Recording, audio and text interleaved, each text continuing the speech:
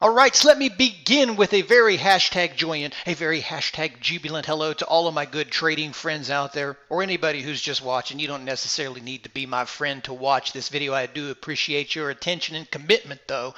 So welcome to another weekly edition of Market Mutterings for the week that will begin on the 9th of January. Now, this was the very first week of trading in 2022, so down in the description box, how did you guys do? Let me know how it went. I mean, we continue to see this volatility, and that's where I am going to begin this watch list with today. But before I do that, let me all remind you that tomorrow, 12 noon Eastern, we continue with Technical Talk with Sylvia Bellrock. Bring your questions, whether it's stocks, Forex, commodities, cryptos, NFTs, I don't care. Just show up, open up a discussion with us. We're here to talk charts, fundies, and just kind of work together as a group and try to get better. Again, it's on YouTube. I'll put the link down in the description box. So let's go ahead and move on here real quick. I'm going to say this as it was listed there in the thumbnail. I believe the days of easy money, guys. Easy money is over. Throwing darts at charts and just watching it melt up. The years of 20+% continual gain after gain is probably not something that you're going to see this year. Now, I certainly wouldn't write it off. I'm not going to say we're going to be bearish or crashing. Don't get going on that angle. But I am going to say that we are entering a period of volatility that, based on current readings and experience, which may or may not play out in this case because you never know. Market can do whatever it wants whenever. I think we're seeing something here where the Fed feels trapped in both directions, something that we haven't really dealt with. Now, I haven't done the State of the Market 2022 speech yet, but some of my thoughts right here that are outliers for me is the Fed's kind of stuck here whether if you cut rates, the market's not going to like it. It's just going to continue to cause inflation to go higher and higher. And they've already made that clear. That's not something they're going to continue to do. They're backing off of tapering as well as wanting to increase the amount of rates that they do. Now, by doing that, that's going to remove a lot of the free money, and you're going to see a little less speculation there with some of the growth stocks. So some of the speculation money and so on is probably going to go to the wayside. So we're kind of stuck in this spot. So I would expect that volatility continues through a good portion of this year. Now, one of my earlier thoughts that I mentioned, I think it was in the last video I did, and we'll touch on this at some other point in depth, is inflation is going to continue to be a problem from my angle. Normally in past cycles when we've had inflation, it was just part of the economy, the economical cycle, and the Fed could control that. Here, a lot of that has to do with supply chains based on a virus. Now, this is something that we don't have a lot of data is how do markets react to trading through pandemics.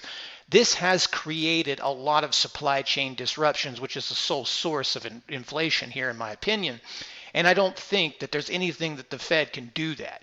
The only thing I think we probably could do is maybe send the National Guard down there and unload some of those boats. But we'll get on that topic later. What am I saying here, guys? It's very important that you do your very best to learn how to trade properly. Because, sure, we can sell off here and the market can rally back to highs. But you've really been in a volatile situation since Thanksgiving. And if you're looking at yourself right now and you've experienced that through half of the month of November, all of the month of December, and you're continuing that, what if, I just propose you, what if the first quarter continues on that? How has your performance honestly been throughout those months? If it's good and you're on top of your game, congrats to you. You should be just fine. If you're struggling, there's nothing wrong with that, but you must understand that in times of bullish markets where they run 20 to 30% isn't something that's normally going to happen every single year after year. And we're probably in one of the biggest extended, I don't want to say bubble, but one of the strongest bull markets in history. I think this year will be different. I think you're going to have to really learn how to be a trader, from risk management to your approach to finding the right ideas. Again, not just throwing darts at charts. So anyway, where do we go today, guys? What are we going to do?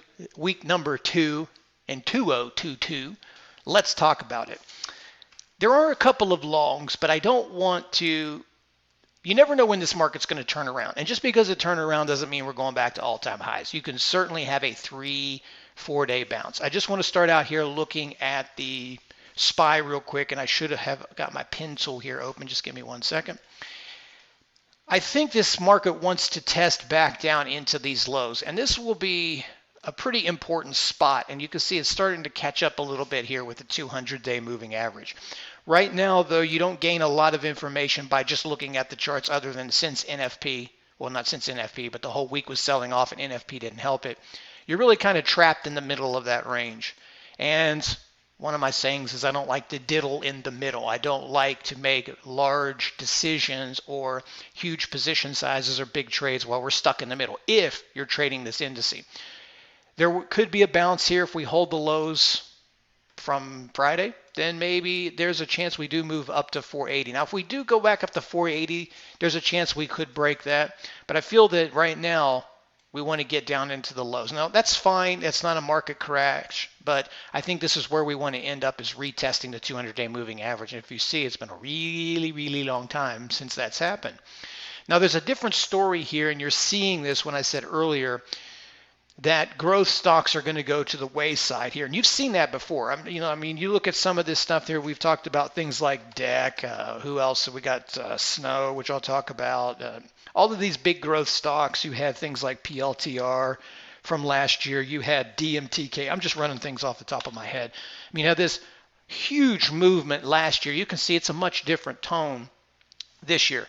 Most of these stocks are probably finished, unfortunately, if you're holding them. That's bad, but I don't think you're going to see many of these rally. But if you look at the QQQ, let me get back to the point here. This one is in a much different situation. It has already pulled down into the lows from November and December. So you have a triple bottom that you're going to be opening up Sunday night futures with. And it's going to be very interesting. Now, the beautiful thing about levels of this magnitude is that when you get down here, you're going to get your answers. And it's pretty straightforward for all you technicians out there. If it holds, there's a chance this can secure a bottom. Maybe some of the volatility tapers out a little bit, and you can start moving upward. If you close underneath of that, or the market itself is struggling to hold it, when I say struggling, being very difficult to find buyers there. The rallies are short-lived, maybe 10 minutes long, 15 minutes long, and then you make another low, or it just does not want to move at all, then there could be a lot of selling. We could reconnect with this 200-day moving average, which is around 363, and possibly going all the way back, what is this date? October to October lows of 350. Now, when you put it in that perspective, one thing you have to understand here as well is this market was up so much that a big correction in this market, or even moving into bear market territory, still isn't lower than where last year was. So anyway, what am I saying here? Guard your positions closely. The way that you trade through volatile markets can be better than they are normally, but there are some challenges that you have. You have to use proper position size and proper risk, because things are going to move 10 to 15 times more than normal. Now let's move into a couple of stocks. We'll talk about some cheaper stocks to trade. We'll talk about some shorts and longs. I'll go with longs here because you never know. Even though I'm not that enthusiastic right now, that will change. And it wouldn't be the first time I was not enthusiastic about buying something and the markets proved me wrong. So I want to go back and talk about Snow. Snow here. No, it didn't pull up there on the screen. Snow. I think this really looks decent. Nice hold of the 200-day moving average, reconnecting with the lows from August. This is normally one of my favorite types of setup, is something that's on a longer pullback, 3 or 4 down days, finds support, has a couple of inside days, and then moves above the range, which in this case is 309. And then you see this nice little move upwards, something nice and cute like that to 350. I'm not sure right now that the market is playing into the hands of this type of strategy. Doesn't mean it won't. Always trade the chart, not the market, if you're trading an individual name. But if it happens like that, I would be willing to go with a small long, stop underneath the 200 with a target up here. And you'll see the same thing here is BGFV. I think I mentioned this one before. BGFV, Big 5. This one's going to need a little bit more from me. I'd like to see it move right here, back above 20, just kind of curl up here and at least reconnect with the 200-day and maybe make a run to 30. I don't expect we'll see this type of behavior, but maybe something like that. You know, this thing has the potential and has showed in the past that it can put 3 to 4 good days together. And right now, guys, that's all I'm trading. I'm only looking at 3-4 days at best with some of these swing trades. I can trail up a stop or something like that. If the market proves me wrong, then fine. But I don't want to take any chances here unnecessarily and get lazy and sloppy with my trading. So those are two decent longs if the market seems, let's say, stable, or the action is stable as we start the week. A couple of short positions. And when you're looking at shorts, I guess you could make the same claim here. TTD is another one, holding the 200-day moving average, but just barely. Now, you may ask, why would I look at something like BGFV or Snow short, long, and not this for breaking back up off the 200-day? That's possible, but based on that it tried to rally on Friday only to be sold off. I mean, you look at this overhead resistance right here on a 5-minute chart, is that when it gets up to this area, it's being met with more and more resistance. So if it continues to move lower, this is what the chart's trying to tell us, that every opportunity or every rally is being met with aggressive selling, and you're ending up finishing the day way lower than where you started. I think it's just a matter of time before it cleans this out and moves down here a little bit lower. Now, there's a possibility that it could become a long, but it is going to have to close way above that. Not way above that. That wasn't the right words. It's going to have to close above 82, and then I might change my mind on this one. Another one here is BYND. Now, the way I understand BYND, I'm sorry to laugh. I don't get it. I don't get it. This thing has already just been bludgeoned for a really long time. It's $221 down to 60. It's not coming back here, right? And that's just the way it is. I believe most of this rally, I think there was an upgrade on this, but I believe most of this rally was because Kentucky Fried Chicken was introducing a Beyond Meat chicken wing. Well, that's cool and all, but most people that are into the vegan vegetarian thing don't like KFC anyway. It is a nice option, but I don't think even with this, that's enough to rescue the position that this is in. I can go on and on for hours. I'm not going to. I'm looking to enter a short in this, especially if it gets a little stronger on Monday. Oracle is another one here that could go both ways. You're holding the 200 moving average. Just watch it. I have very little to talk about it on that one. It could be a 50-50 play. Now, there's some cheap ones here I want to look at. NEX, N-E-X. This one here, I'm looking for a short. I haven't done it yet. We're up at resistance, but we're starting to see a little bit of fatigue up in this area of 548.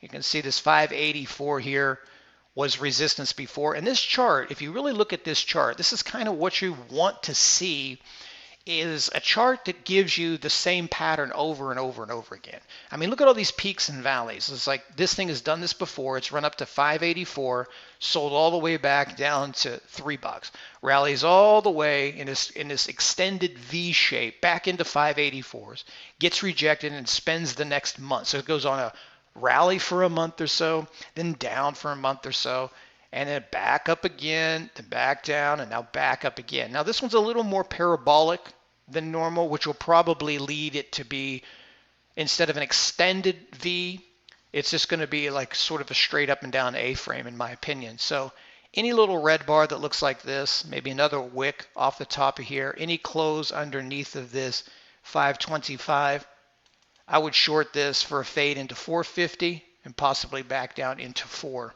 So I like this one here as a short. And top of my list will be this HGSH for tomorrow. This will be just a day trade for the moment. I would be looking for a day 2 short on this. Nice little rally on Friday there to close out the day. Normally stocks like this will ramp up, so I see maybe 4, even 5. I'm only interested in the short. Can't disagree with you I could disagree with you if you want to go long. Remember, these things are trash and probably won't hold every single bounce it's ever had in its history. It has faded. This one will too. It's just a matter of time or whether you can get a day 2 out of it. If you do decide to go long, respect your stops. These things have a serious amount of halt risk and a lot of problems, but that's what I want to watch. So anyway, in a review, looking at Snow, BGFV to the long side, TTD beyond to the short side, and also NEX and HGSH as cheapies. Remember, guys, we're probably going to be entering a period of serious volatility, and it requires different types of skills. The easy money, it's probably over with here for the short term. Doesn't mean we can't rally later or we're entering bear market territory or I'm preaching doom and gloom. But in order for you to be successful and stay successful and have a long-term career in this business, you're going to have to be able to adapt to market conditions. You can't sit around and wait for the next linear bull market. What happens if we do go into a bear market? What if the year it's like this for 6 months? What if there is another crash that doesn't come back? How will you handle it? The market has a history of producing 20 to 30% crashes. It's only been in recent years. Have they rallied back quickly? What if it goes back to history? You need to be, at least, if nothing else, prepared for it. So anyway, guys, trade well. Take care. Thanks for watching this video. Subscribe to the channel to keep up. If you're interested in any sort of products and services, don't forget about the technical talk on Tuesday, but go to the tradewithdoug.com website. Till next time, I'll talk to you soon.